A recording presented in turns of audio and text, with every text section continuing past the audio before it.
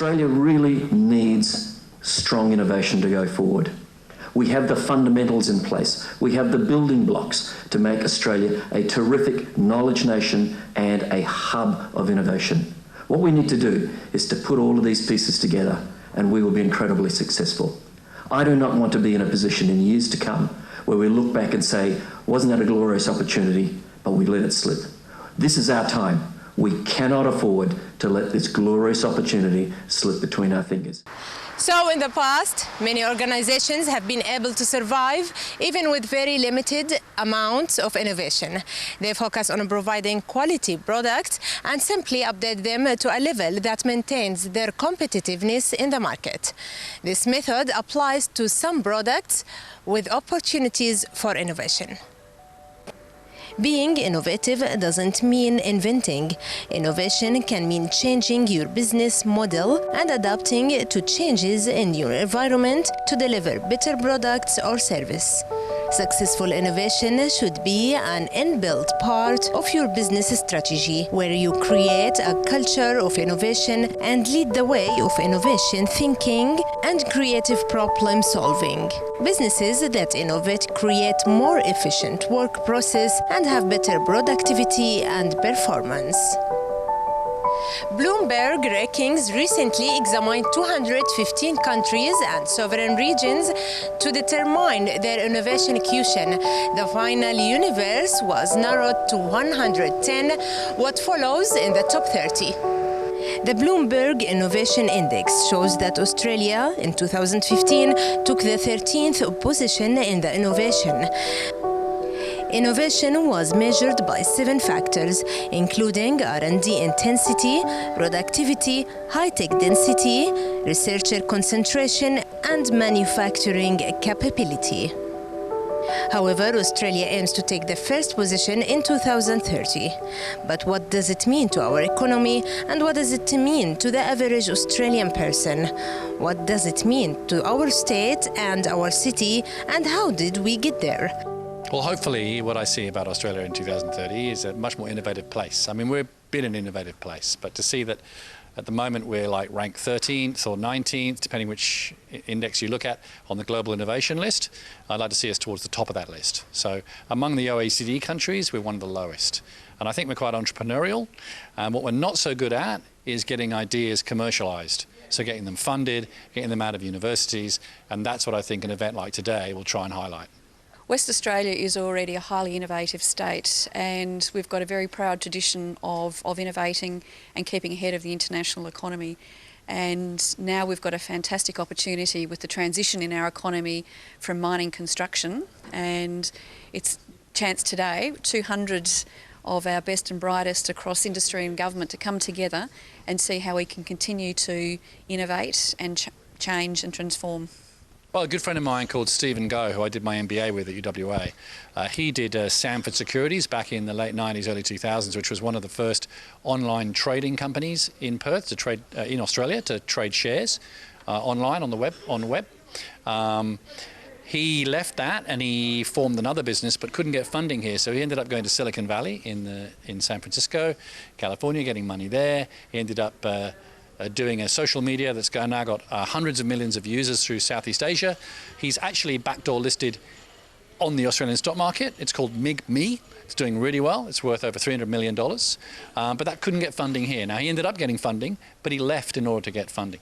Another example would be Canva, C-A-N-V-A, probably one of the most impressive technologies to come out of Perth.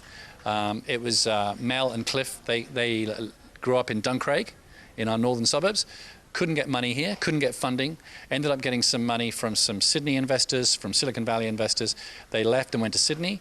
They're doing incredibly well, probably one of Australia's best startups. They're actually a WA startup, but they left to Sydney to get money. So I would like to, as well as it's good that they go away and are successful, I'd love more to stay here and do really well here and get funding from here, because we've got money here.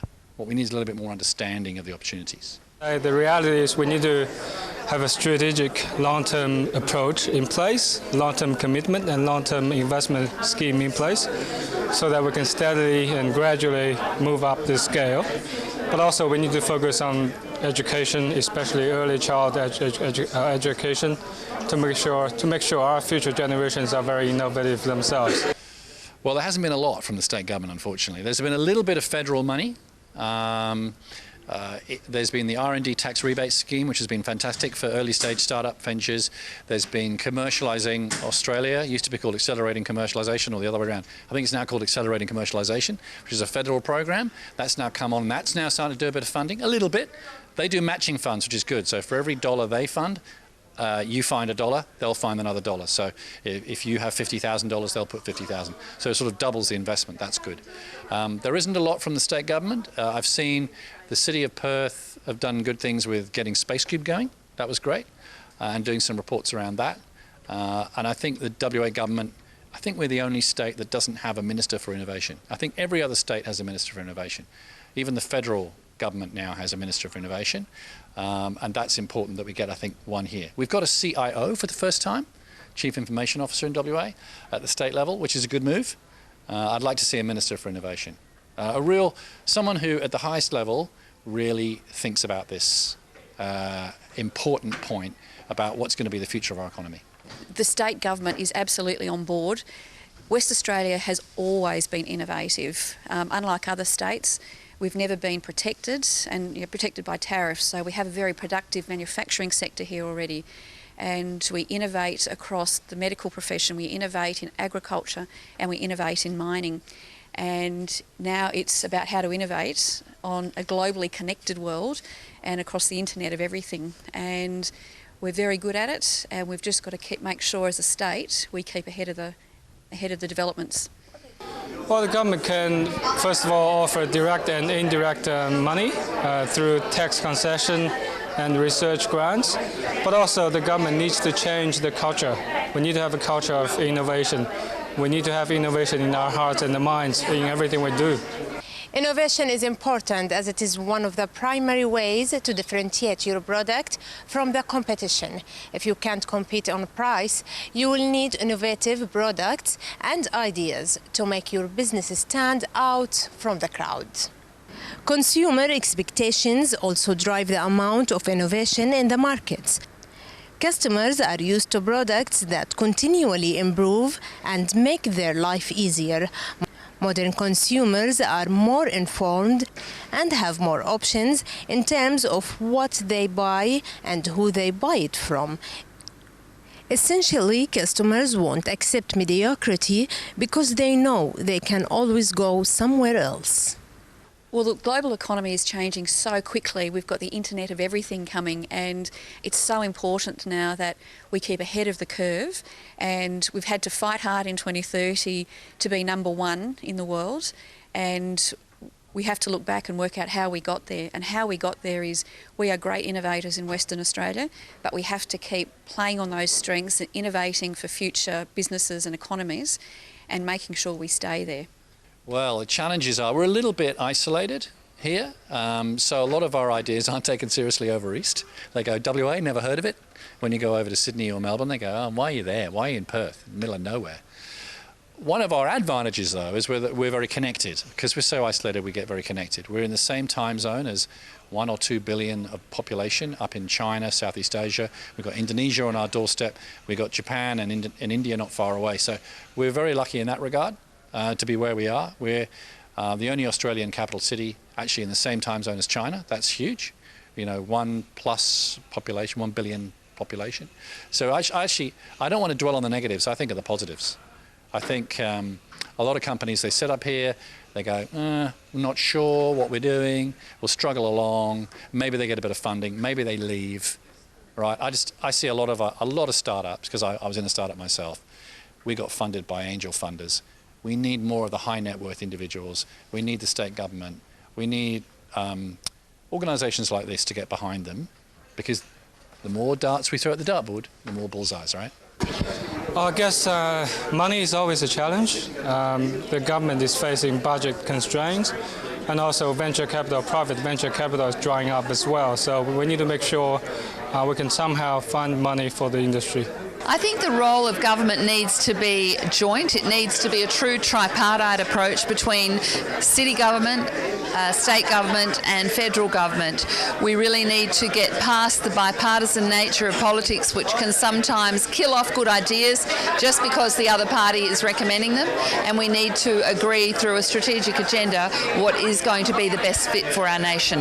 Well, I think I'm quite active amongst the startup community. So in that community, in the startup tech community, it needs more funding, it needs more understanding of the opportunities that are there. With the mining resources industry coming off, which has attracted a lot of investment. I think I saw a stat recently that $47 billion was invested in mining in 2014, only $1.5 billion in tech. So it's like the resources industry has attracted a lot of investment. That's fine, that's great. We've got a nice big resources industry now. We need to have more investment, more understanding of technology and innovation. We need to commercialise more of our innovations, because a lot of those innovations otherwise go offshore. If they don't get funded here, they go away. Or the people just give up and go back to their day job. That's a real shame. So I think funding really good ideas, commercialising good ideas, bringing them to market. We've got lots of great ideas. We just need to have more funding and commercialisation of those innovations. Main challenge is what we are seeing here is getting more people to believe. There are lots of people who are talking about innovation, innovation in everyone's mouth, which is fantastic. That's great. This is what we want to do. But what challenges we want is to actually do concrete actions, so that really in a couple of years, months, in 2030, at the end, we achieve this goal of realizing that we can do something in this state, which is absolutely possible, and that's why we are believing in it. If we get to being in that place by 2030, we will have, really realised that we needed to make the changes that we have. But to do so in, 15 years will take a lot of momentum and a lot of strong leadership. That's all for Perth City Talk. We'll see you next week. Goodbye.